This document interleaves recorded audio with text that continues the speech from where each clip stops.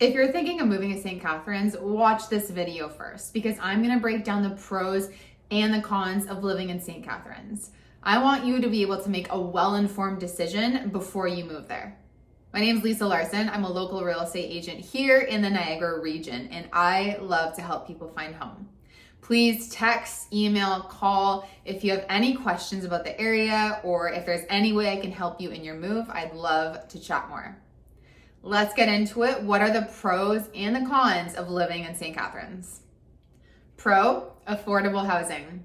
When you look at surrounding areas like Hamilton, Burlington, Oakville, of course, Toronto, you're gonna see that St. Catharines comparatively is much more affordable. So the average home price here as of fall 2024 is about $670,000. Of course, this is gonna vary a lot depending where in St. Catharines you're looking and what type of home you are looking for. The city's affordability attracts a range of home buyers. So really, whether you're a first-time home buyer getting into the market, if you're upsizing your home, if you're downsizing, if you're a retiree, it really appeals to a wide range because of the affordability. And again, comparing it to Hamilton, where the average home price is about $850,000, and in Oakville and Burlington, it's over 1.1 million. St. Catharines really has the affordability going for it there. Another pro is St. Catharines' proximity to Niagara Falls and Niagara wine country. In St. Catharines, you're about a 20-minute drive right to Niagara Falls.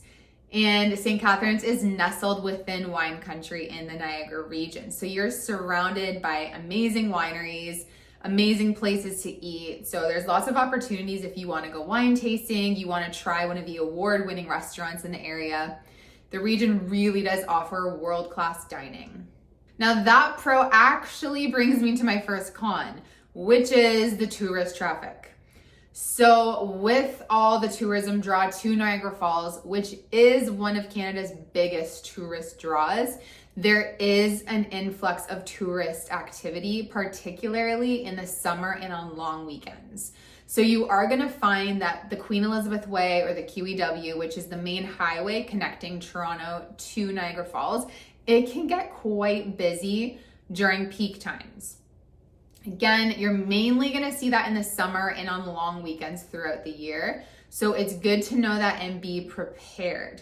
You could see it around Christmas as well, as Niagara Falls, they deck it out with amazing lights. And so that's another draw for people to come to the falls. So you want to be prepared for that. So if you are traveling or you need to use the QEW for work or anywhere you want to go during those times, you might just want to make sure you're checking Google Maps to see if there's delays, or just planning a little bit of extra travel time to give yourself some breathing room so you don't get stuck in traffic congestion.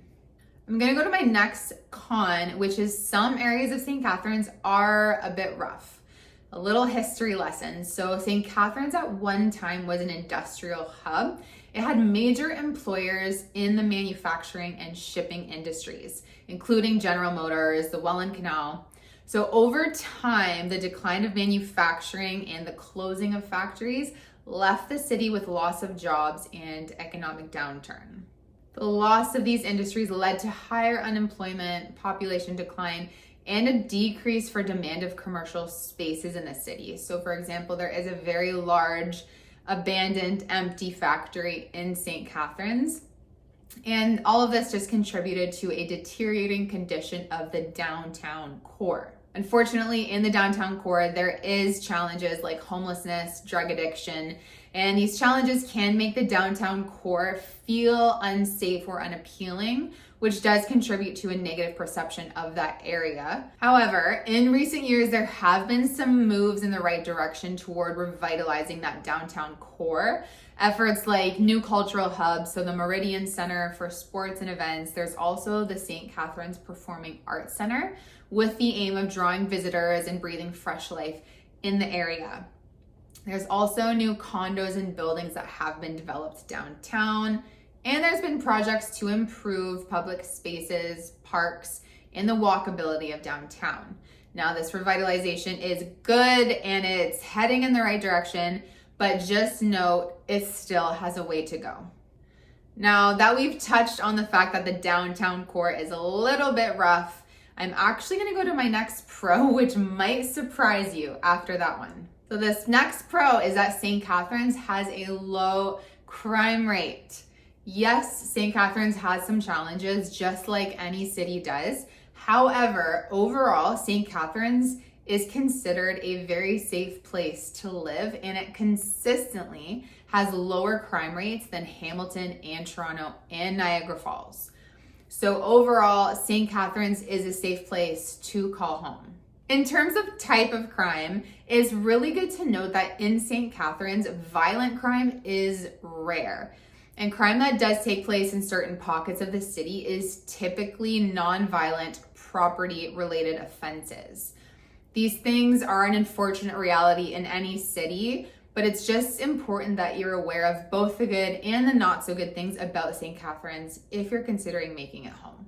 There's a reason that the city is considered a family-friendly, safe place to live. There's so many great areas and neighborhoods of St. Catharines that are peaceful and quiet and friendly. And I'm gonna do a video breaking down a bunch of those different neighborhoods. But today, let's get to our next pro. The next pro is that St. Catharines is well connected.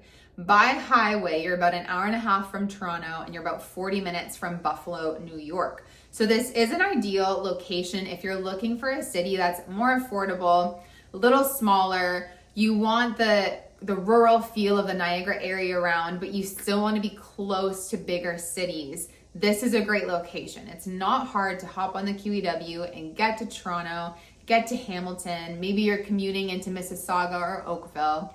Or if you need to get to the airport or cross the border to use that airport, it's in a really good location to do all those things. Another pro for St. Catharines is it has a very strong health infrastructure. So it's very well equipped to provide healthcare services, both emergency and routine. The Niagara Health Systems operates several hospitals in the region. St. Catharines General Hospital is one of the key centers. Now, finding a family doctor in St. Catharines could potentially be a challenge. Like much of Ontario, there is some doctor shortages, and so it can be a bit of a wait to get into a family physician. So if you know that you're moving there ahead of time, it's not a bad idea to begin calling around and finding out which doctors are accepting patients. Another con for St. Catharines is the job market. So overall, the job market here is considered stable, but St. Catharines overall has a more moderate cost of living than larger cities, but high paying jobs, particularly in the fields of finance, law, corporate management, might be less abundant here. So many people working in those fields live in St. Catharines, but commute to nearby cities like Hamilton and Toronto, where there are more corporate job opportunities. Now, manufacturing, healthcare, education, and service sector jobs have a strong base in St. Catharines, but it's those technology, finance, other high growth fields, they are less prominent in the area. So if you're in a very specialized field, you might need to look beyond St. Catharines for your employment. A pro for St. Catharines, the green spaces and the parks. St. Catharines is actually nicknamed Garden City, and for a good reason. It's full of green space, trails, beautiful parks. It has the Niagara Escarpment. You have a lot of beaches to enjoy as well in St. Catharines. So if you want to be by the water, there's lots of opportunity for that. So you've got really beautiful views. The city's surrounded by beauty, and there's just lots of ways to enjoy the outdoors. Another con is the property taxes. So property taxes in St. Catharines can be higher than in some other cities in Ontario. The municipal property tax rate is about 1.2%, and that can result in significant costs for homeowners, especially if you have a larger property. While this tax rate is competitive with some surrounding cities, it's important to be aware of that so you can budget that into your cost expectations. So overall, those are some big pros and cons that you need to know before moving to St. Catharines. Please subscribe so you don't miss any videos, and thanks for watching.